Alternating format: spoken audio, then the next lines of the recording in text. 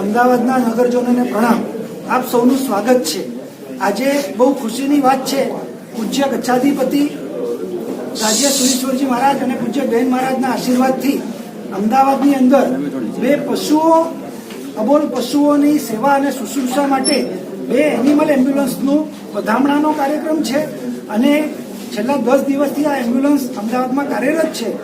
સ્થળ પર જઈ અને ત્યાં જ ચિકિત્સા થાય, ટ્રીટમેન્ટ થાય અને એની સેવા થાય એના માટે બે એમ્બ્યુલન્સ અમદાવાદની અંદર દાતાઓના સહકારથી એલજી આરોગ્ય કેન્દ્ર અને દિનેશ મોદી ચેરિટેબલ ટ્રસ્ટ તરફથી સમસ્ત મહાજનને અર્પણ કરવામાં આવી છે અને સમસ્ત મહાજન એની અંદર બીવીએસસી, ડોક્ટર, ડ્રાઈવર અને એલઆઈ ઇન્સ્પેક્ટર 3 વ્યવસ્થા રાખી અને જ્યાં પણ અમને હેલ્પલાઇન ઉપર ફોન આવશે ત્યાં રૂબરૂ જઈ અને એની ટ્રીટમેન્ટ કરશે. એમ્બ્યુલન્સ સાથોસાથ આજે બીજો એક બહુ સુંદર વિષય છે. વિરમગામ પાંજરાપોળની 600 એકર ગૌચર ભૂમિ, એ ગૌચર ભૂમિને આખી વિકસિત કરવામાં આવી.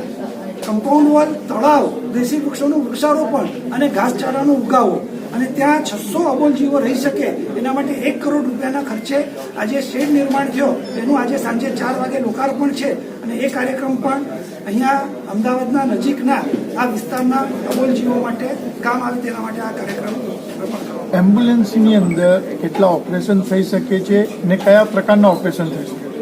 એમ્બ્યુલન્સની અંદર સામાન્ય રીતે અમારો મુંબઈનો અનુભવ છે. મુંબઈમાં અમારી પાસે 11 એમ્બ્યુલન્સ છે. એક એમ્બ્યુલન્સ રોજના 10 ઓપરેશન કરી શકે છે.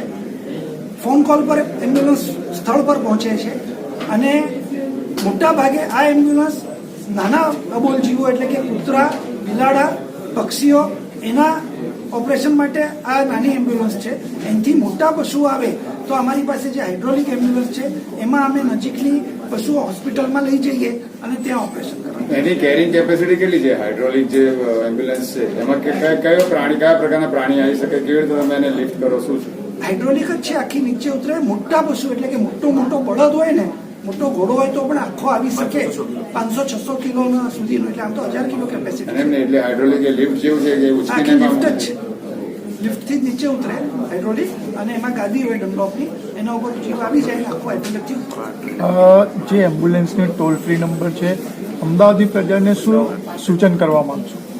અમારે એટલું જ નિવેદન છે કે આ ટોલ ફ્રી નંબર જે છે અમદાવાદનો, એ ટોલ ફ્રી નંબર ઉપર આપ બધા આપના પાસે એ નંબર રાખો અને તમને ક્યાંય પણ કોઈ ઘાયલ, બીમાર પશુ કે પક્ષી દેખાય તો આ નંબર ઉપર ફોન કરો. અમારી બનતી કોશિશ છે, અમે વહેલામાં વહેલી તકે એમ્બ્યુલન્સ લઈને ત્યાં પહોંચશું અને ટ્રીટમેન્ટ કરશું. શરૂઆત છે, એક એમ્બ્યુલન્સ છે, પહોંચી વળવાની પૂરી કોશિશ કરશું જ.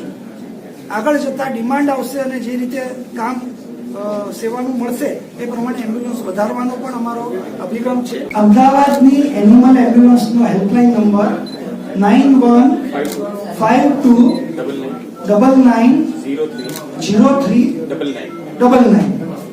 એકવાર રિપીટ કરું છું, 9152990399.